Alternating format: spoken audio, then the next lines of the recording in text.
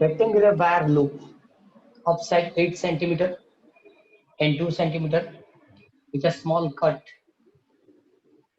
is moving out the region of the uniform magnetic field of magnitude 0.3 Tesla. Of magnitude 0.3 Tesla. What is the EMF developed across the cut? If the velocity of a loop is a 1 centimeter per second in the direction normal to the longer side and shorter side of the loop, for how long does the induced voltage last in each case? दो चीज calculate करनी है. Suppose ये magnetic field है inside, ये inside magnetic field के अंदर दो डिफरेंट लूप रखेंगे. ऐसे तो सिंगल लूप है लेकिन दो इसलिए बता रहा हूं इससे हम इसको अंडरस्टैंड कर पाए. सपोज यहाँ उसको आगे और एक्सटेंड करेंगे.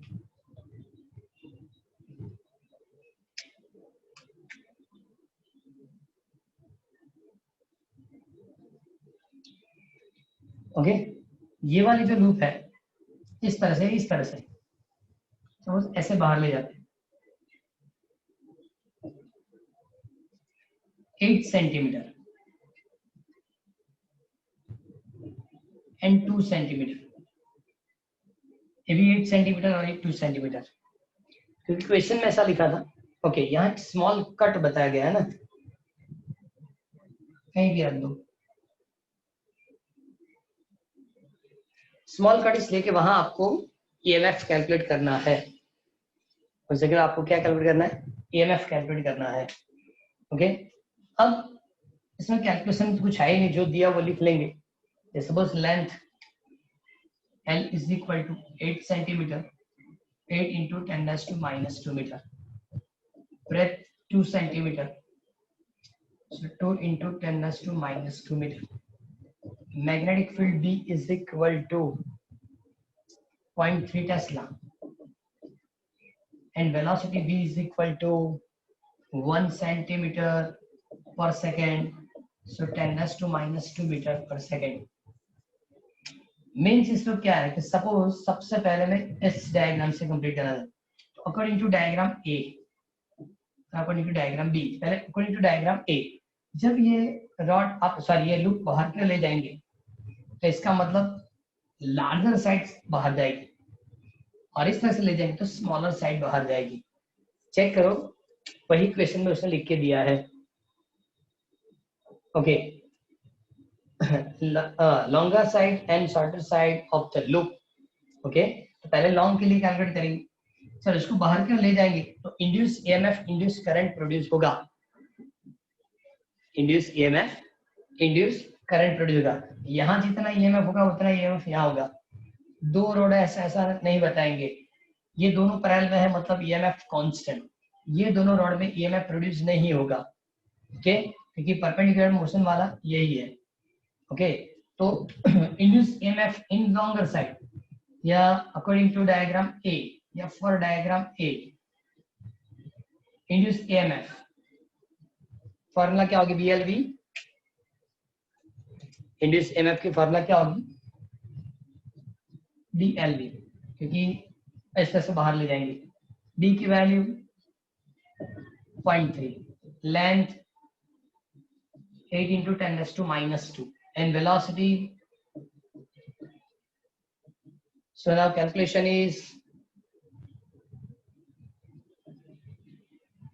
2.4, 10 raised to minus 4 volt.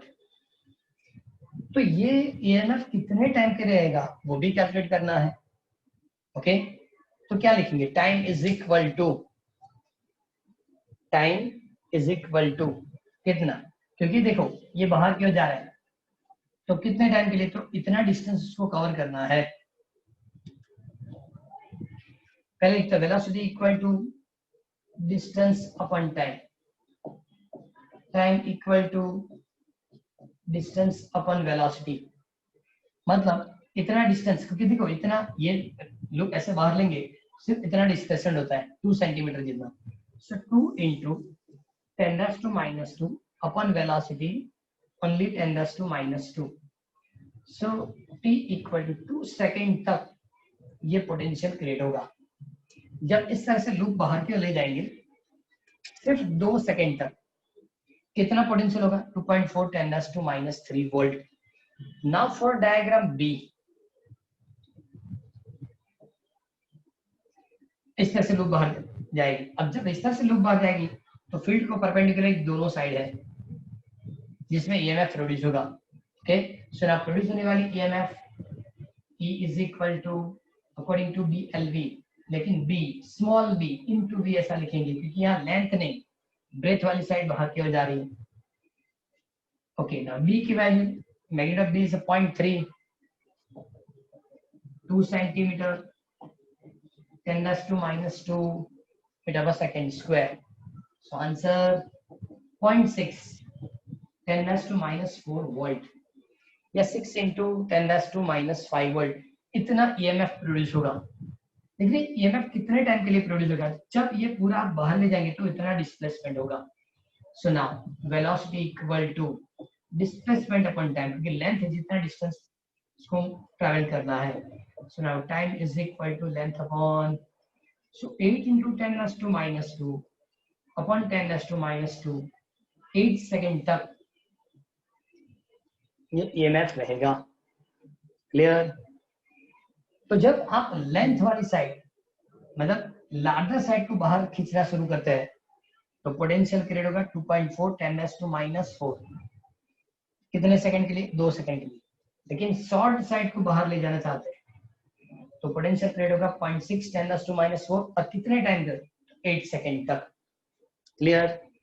Suppose हो सकता है कि इस न्यूमेरिकल को सिर्फ 50% पूछे तो भी 2 मार्क्स में कंप्लीट हो सकता है. क्लियर है? कोई डाउट इसमें? No sir. नेक्स्ट मेरे ख्याल से नेक्स्ट वाला हो गया है 6.5. यस सर हो गया है.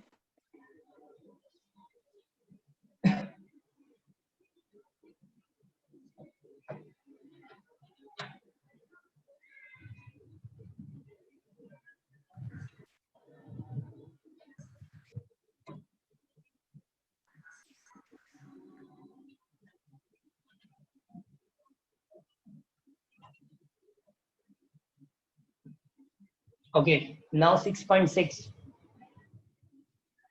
A circular coil of radius 8 centimeter and 20 turns is rotated about its vertical diameter with an angular speed of 50 radian per second in uniform horizontal magnetic field of magnitude 3 into 10⁻² Tesla.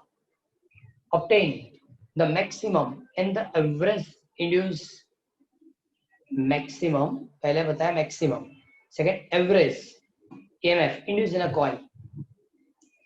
If the coil form a closed loop of resistance 10 ohm, calculate the maximum value of current in a coil and calculate the average power loss due to joule heat.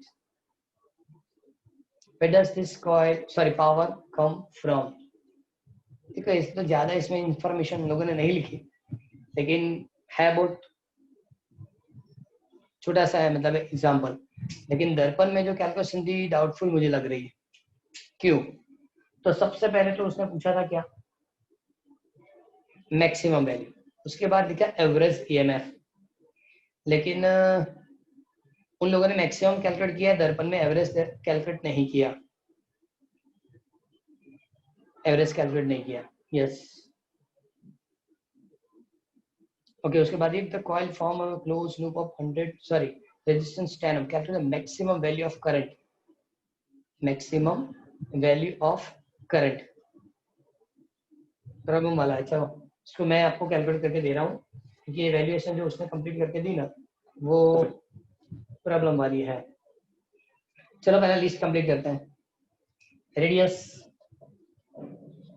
8 centimetre 8 into 10⁻² meter. Number of turns 20. Angular speed omega 50 radian per second,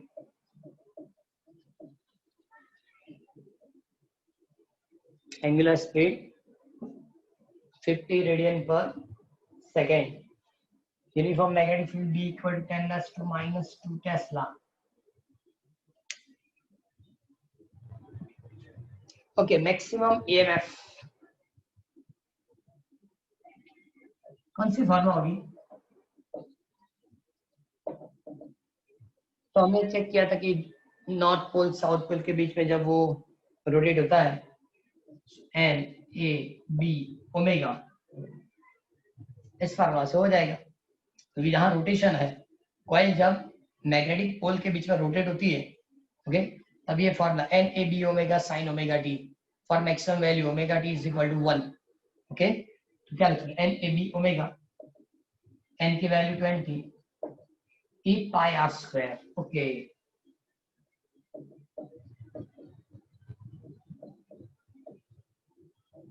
so number of turns 20 pi 3.14 radius 8 into 10⁻² whole square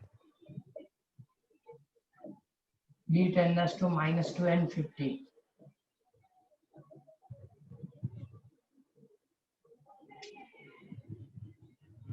कितना होगा?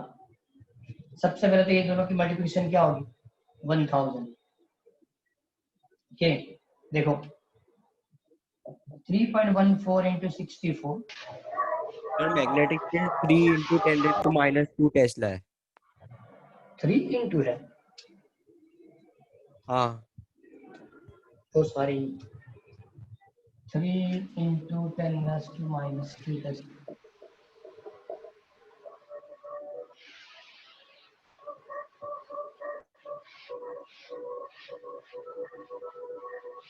आवाज किसकी आ रही है? Mic बंद कर दो।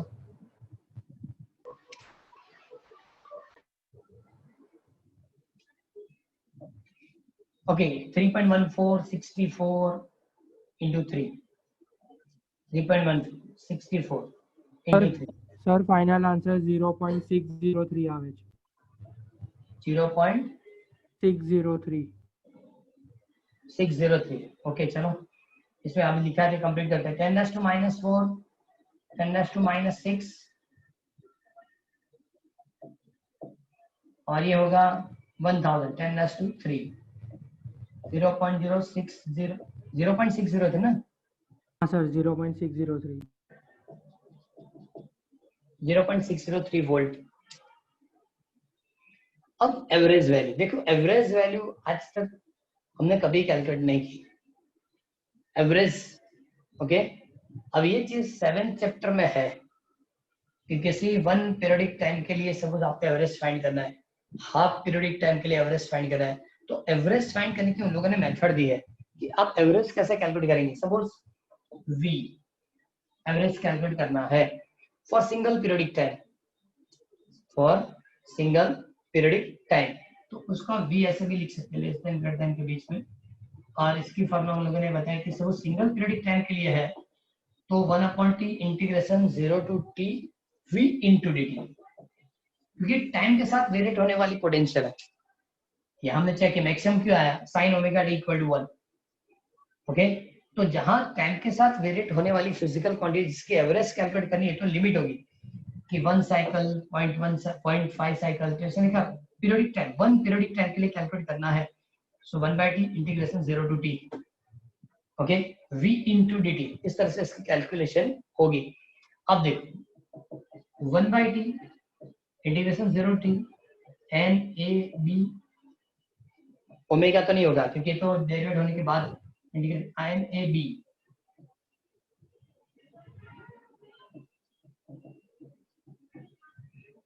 Maximum value की फॉर्मूला क्या थी? सॉरी, एसी पोटेंशियल की फॉर्मूला क्या थी? NAB omega sine omega t okay into dt बात करेंगे। अब चेक करोगे इसमें इंटीग्रेशन में ये 1/t तो है, बाकी कौन कौन सी चीजें जो इसको बाहर लिख सकते हैं जो कांस्टेंट है? NAB omega omega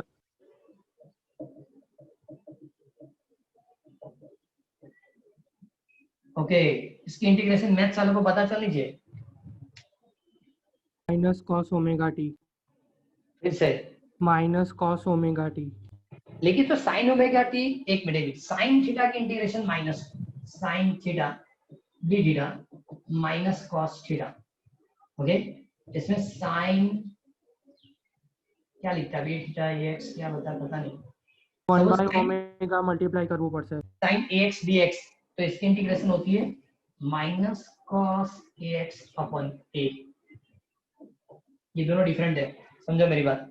sine theta D theta मतलब साइन थीटा मल्टीपल कुछ नहीं, लेकिन साइन ए एक्स डी एक्स मतलब थीटा के साथ मल्टीप्लाई में क्या है ए, तो क्या लिखे minus cos A X upon A. इस तरह से इसकी इंटीग्रेशन करनी है। N A B omega upon t, इसकी इंटीग्रेशन क्या लिखेंगे बताओ, minus cos omega t upon upon omega. Omega 0 to t। Clear? Okay, N A B omega t omega, omega भी बाहर ले लिया, माइनस कॉस ओमेगा, पहले अपर लिमिट रखेंगे माइनस करके लोअर लिमिट रखेंगे। चलिए फॉर्मूला अभी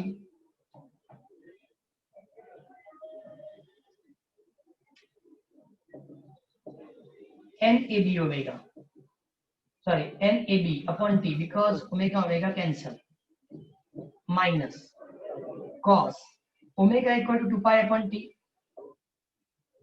इंटू टी, माइनस माइनस पर देखो मैंने पहले क्या किया, ओमेगा 2 पाई बाय टी रखा, अपर लिमिट करके टी रखा।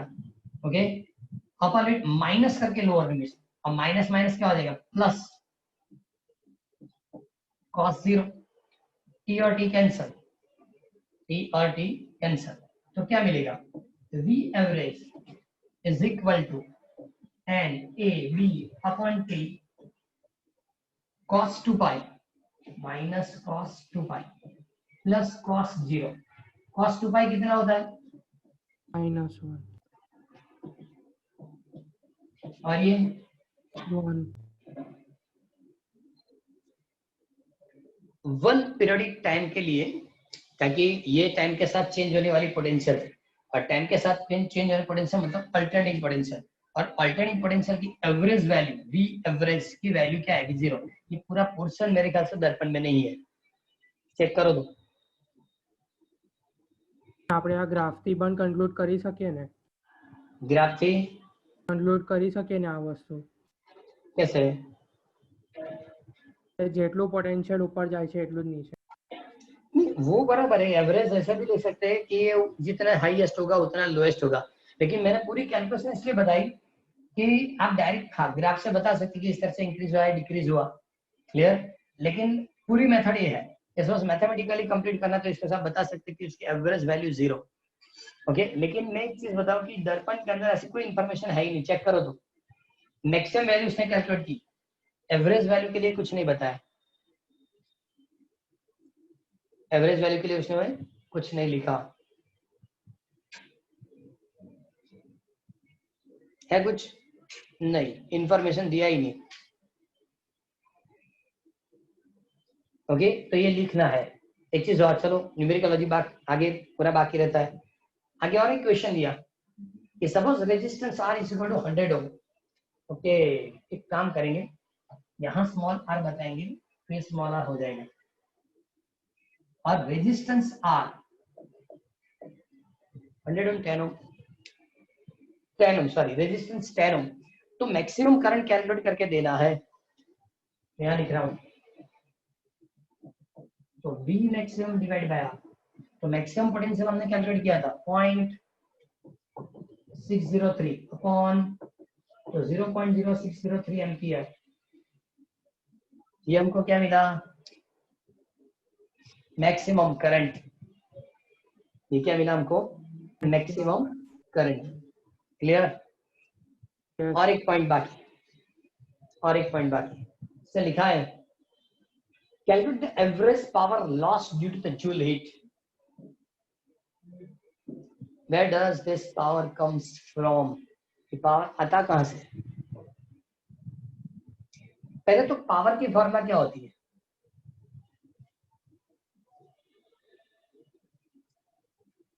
पावर की फॉर्मूला,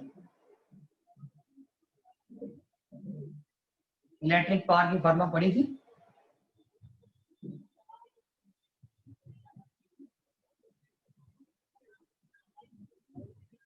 भले यार आपने टेस्ट दिया थर्ड चैप्टर फोर्थ चैप्टर, ऐसा क्यों करता है? इलेक्ट्रिक पावर की फॉर्मूला पढ़ी थी? इलेक्ट्रिक पावर की तीन फॉर्मूला थी। VI E is equal to I square. VI is equal to V I I square R V square by R. बहुत सारे लोग बहुत जल्दी आ जाते हैं ना, क्या देना रहता ही है।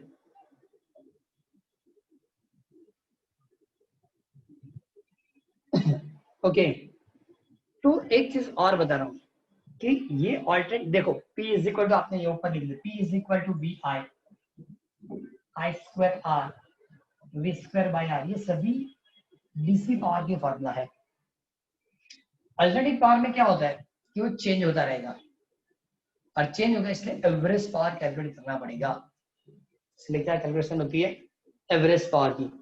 और सपोज आपको डायरेक्टली लिखना है तो भी मैं फॉर्मूला बता देता हूँ, क्योंकि 7 चैप्टर के अंदर अल्टरनेटिंग जो करंट है उसकी एवरेज पावर की फॉर्मूला है पावर P एवरेज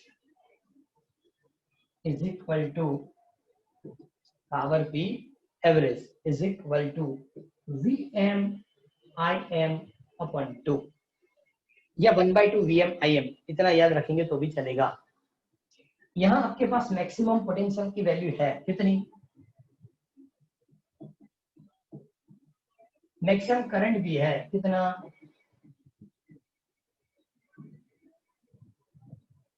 तो आंसर कितना आएगा कैलकुलेट करके बताओ।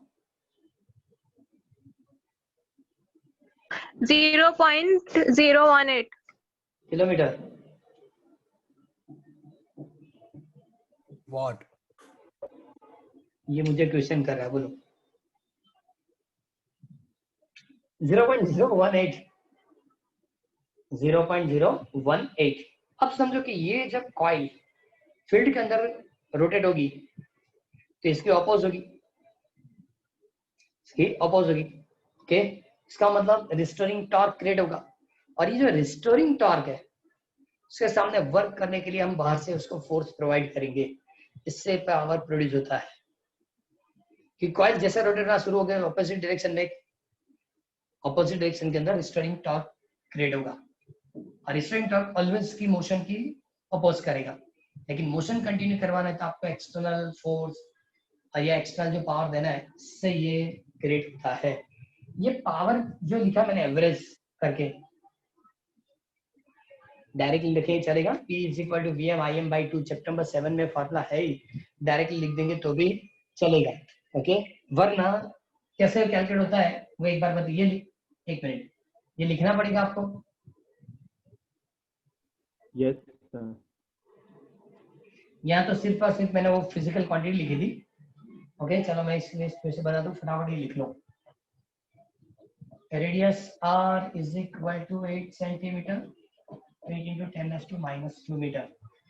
बाद में कौन कौन सी वैल्यूएशन दी है? Number of turns N equal to 20। उसके बाद ओमेगा 50 रेडियन पर 50 रेडियन पर सेकेंड, एंड ये uniform magnetic field B is equal to 3 into 10⁻²। पहले पूरा न्यूमेरिकल कंप्लीट करो। देखो, ये फर्स्ट ऑप्शन था maximum EMF,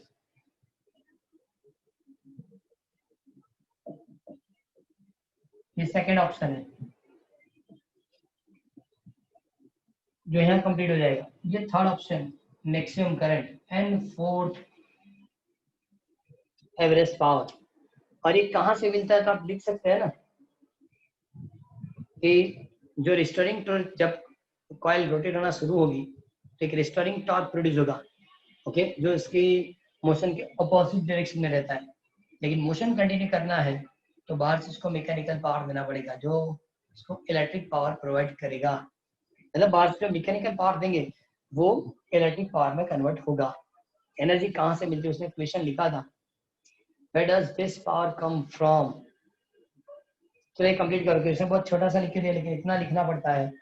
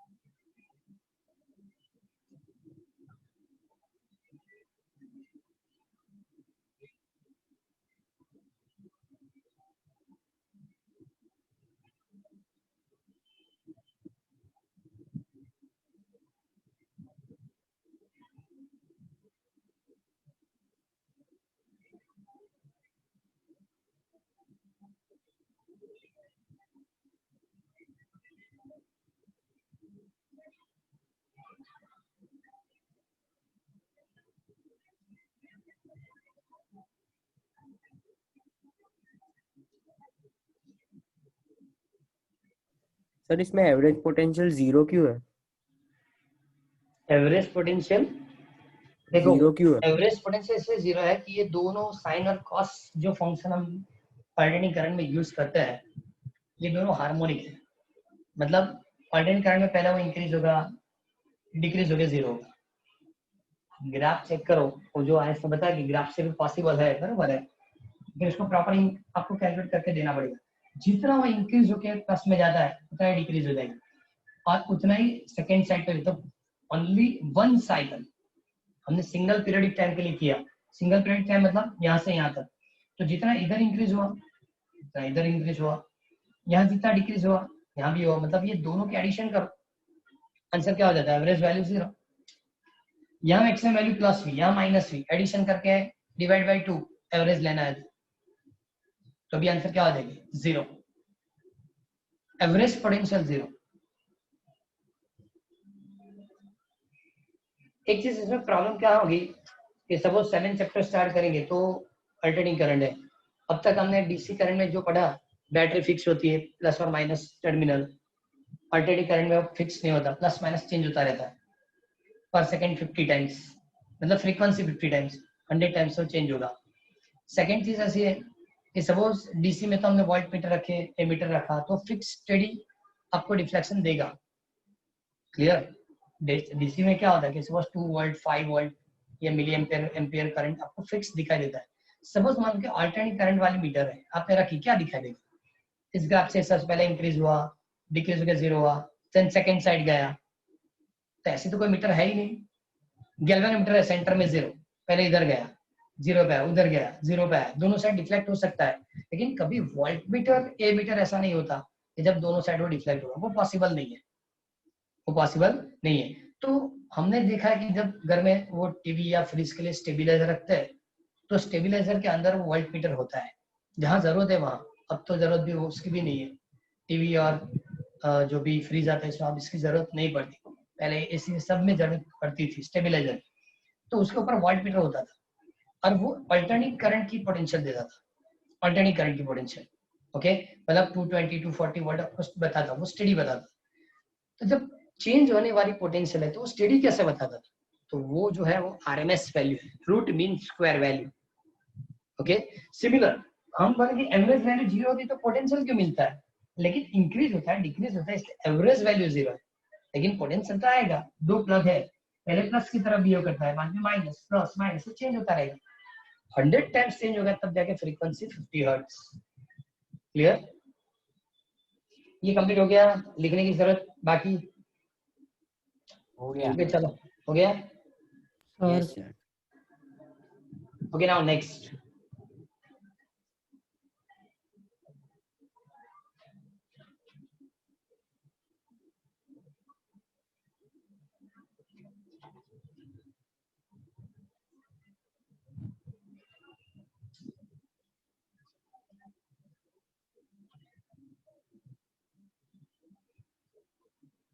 Now next 6.7. Horizontal straight wire of 10 centimeter long, extending from east to west, is falling with the speed of 5 meter per second at right angle to the horizontal component of Earth magnetic field 0.3 into 10 raised to minus 4 Weber per meter square. अच्छा length कितनी?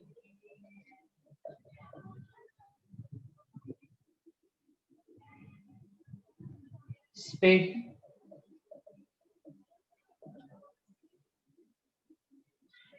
magnetic field 0.3 10 raised to minus 4 Tesla या Weber per meter square. Now first question is, what is the instantaneous value of the EMF induced in a wire? ये तो आप calculate कर पाएंगे. E लिखो या BH horizontal है, so EMF is equal to BLV. VHLV ये calculate कर सकते हैं हम. कितना आंसर होगा? 0.3 10 raised to minus 4, length 10 meter, 5 6 into 10 raised to minus 3 volt.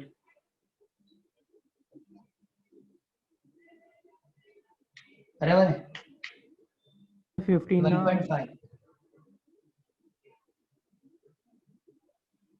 EMF कितना होगा? 1.5 10 raised to minus 3 volt, मतलब 1.5 millivolt. Second question, what is the direction of EMF? What is the direction of EMF?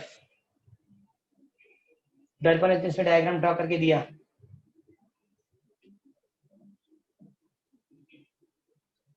बराबर, या north south और ये east west. Rod इस तरह से मोशन करेगा, वो भी डाउनवर्ड.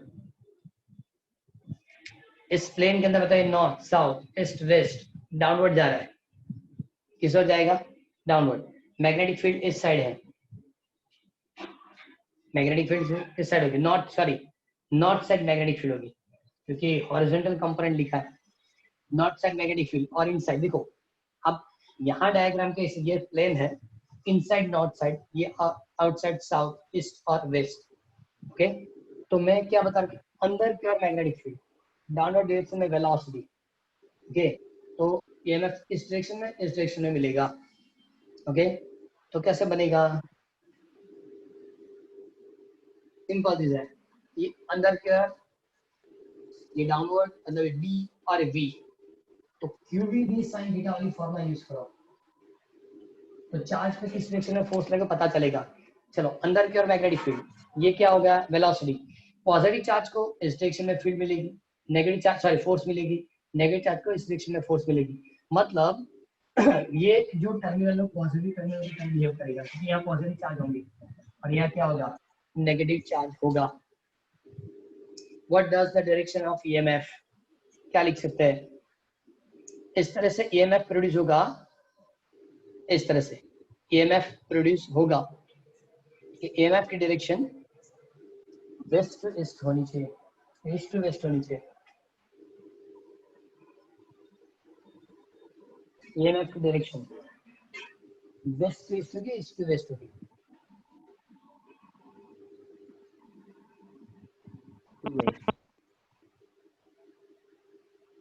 ये डायग्राम पता चला.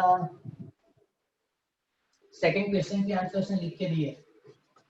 With the form of wires, the free electrons provide vertically downward velocity perpendicular to the BH, hence the magnetic of force Fm. देखो उसने फोर्स की फॉर्मूला लिखी है, Fm V क्रॉस V होना चाहिए, लेकिन इलेक्ट्रॉन नेगेटिव नहीं लिया इसलिए. ओके, और उसने बताया इससे टर्मिनल पॉजिटिव बनता है और ये वायर नेगेटिव बनेगा. ये वाला लाइन पॉजिटिव और वो लाइन क्या होगा?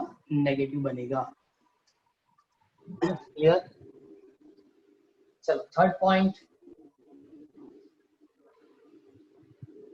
which end of a wire is at the highest electrical potential? वो भी आंसर हो गया, वो भी आंसर हो गया। इलेक्ट्रिकल पोटेंशियल हाईएस्ट कहाँ होगा? इस साइड पे पॉजिटिव टर्मिनल की तरफ ही होगा। और ये नहीं, मतलब फर्स्ट ऑप्शन ही सिर्फ कैलकुलेट करना था, बाकी दोनों डायग्राम से आप लिख सकते हैं।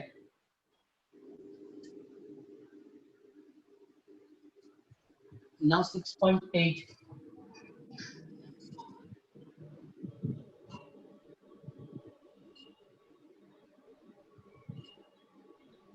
जो फंडामेंटल रूल है ना, मतलब कि वायर के ऊपर करंट, सॉरी वायर पे करंट पास होता है तो मैग्नेटिक फील्ड से फोर्स कैसे लगेगी, इलेक्ट्रिक चार्ज मैग्नेटिक फील्ड में मोशन करेगा तो फोर्स कैसे लगेगी, तो ये सभी न्यूमेरिकल इजीली कंप्लीट कर सकते हैं।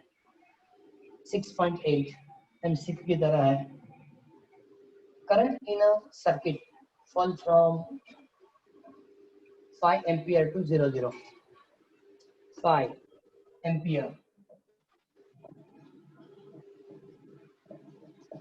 to 0 ampere in 0.1 second. Delta T या T जो भी लिख रहा है 0.1 second. Estimate the self inductance of a circuit.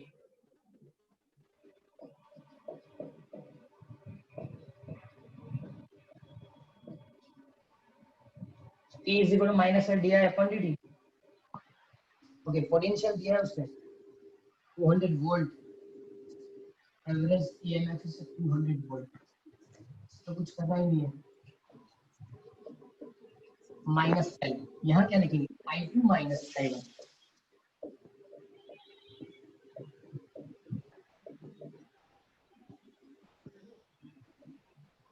Zero minus 5 divide by 0.1। Okay, 0 minus 5 divide by 0.1, so 200 minus minus क्या हो जाएगा? प्लस, क्योंकि माइनस 5 अपन 0.1, तो क्या लिखेंगे? ये ऊपर जाएगा तो 50,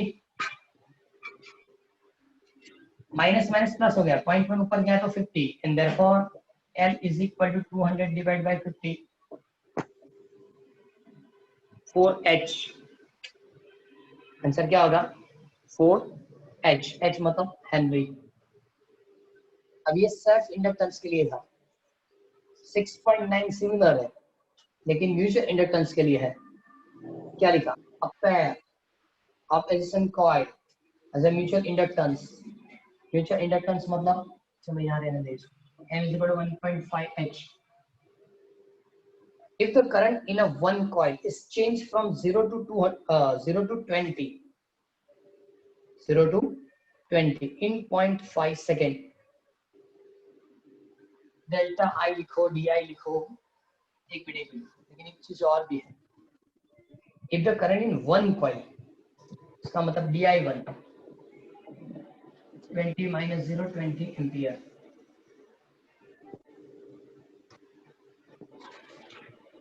What is the change in flux linked with the other coil? Change in flux with is the d∅2 is equal to m di1। इस एक से करंट पास होता है तो सेकंड की फ्लक्स चेंज होगी, सेकंड की फ्लक्स क्या होगी? चेंज होगी। सो चेंज इन फ्लक्स ऐसे भी लिखना तो भी लिख सकते हैं, ये भी पॉसिबल है। फिर किसी भी फॉर्मूला से कंप्लीट करो। मेरे ख्याल से टेक्स्ट में आपको इससे भी दिया होगा। m की वैल्यू क्या दी? 1.5। ओके, di1 क्या दिया? 20। सो मल्टीप्लिकेशन 30, क्या लिखेंगे? Weber, 30 weber. क्लियर?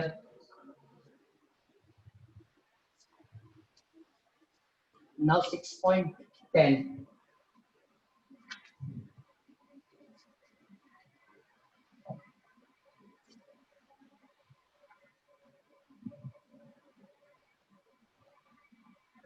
ये न्यूमेरिकल सभी छोटे छोटे न्यूमेरिकल, मतलब single mark, 1 marks MCQ, 2 marks में पूछा तो बेनिफिट है ही। 6.10 A jet plane is traveling towards the east to west. Sorry, towards to west with speed of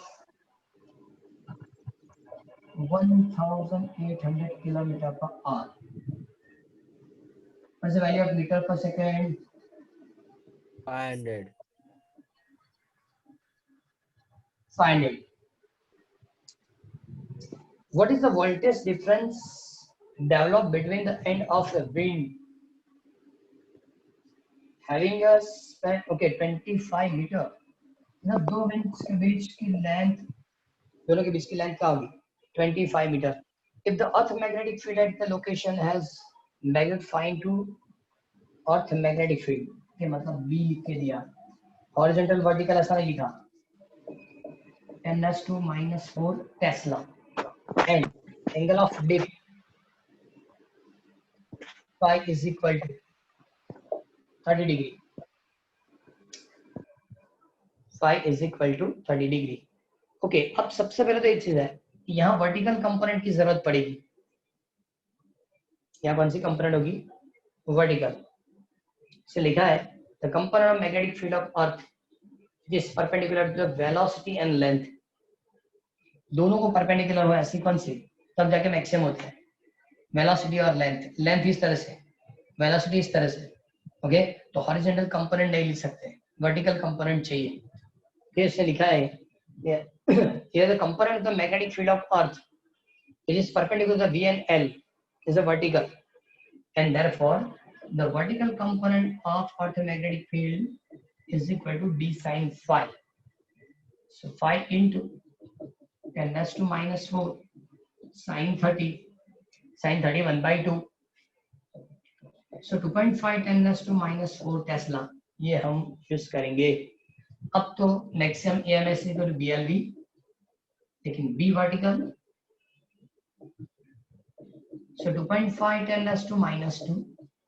The distance between two winds 25 meter and velocity 500. Calculate करो क्या answer आएगी.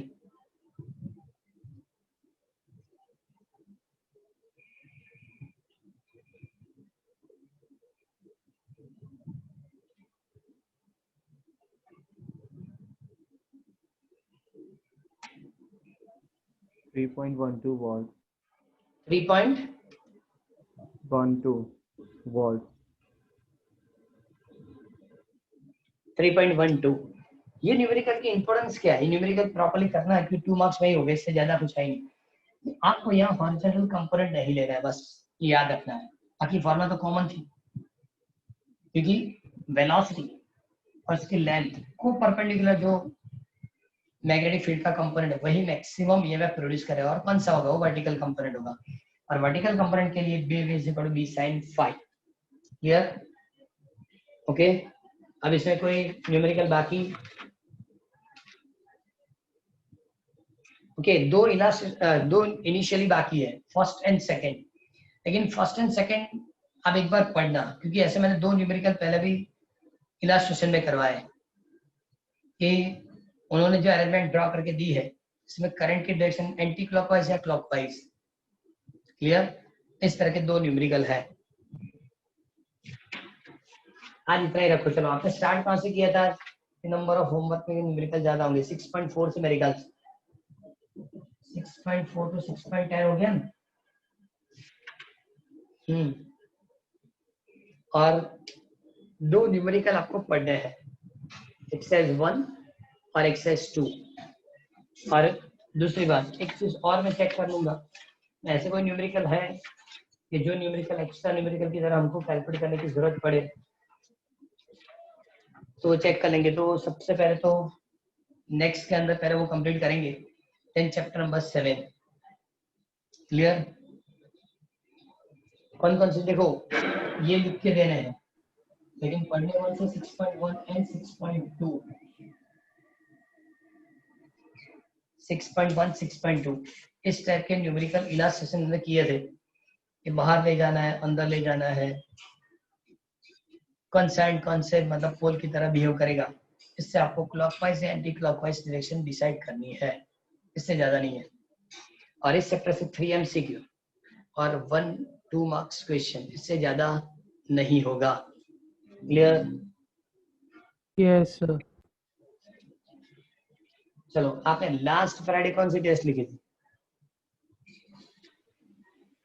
MCQ MCQ MCQ chapter number 3 3 and and 4. 4. 3 and and 4. 4। हाँ, वो exam थी इसलिए। उससे पहले मेरे ख्याल से चैप्टर नंबर 5 कंप्लीट हो गया पूरा, थियरी न्यूमेरिकल। Yes sir. हाँ सर। ओके, चैप्टर 6 की थियरी और 6 की न्यूमेरिकल कंटिन्यू। थियरी। Theory. पहले थियरी, उसके बाद न्यूमेरिकल, बराबर। उस तरह से प्रवेश फ्राइडे हम लेंगे चैप्टर नंबर 6 थियरी, फिर उसके बाद चैप्टर नंबर 6 न्यूमेरिकल। ओके चलो, आज इतना रखो, लेकिन ये होमवर्क में इतना सबमिट करना है, ये सिर्फ पढ़ना है कोई प्रॉब्लम?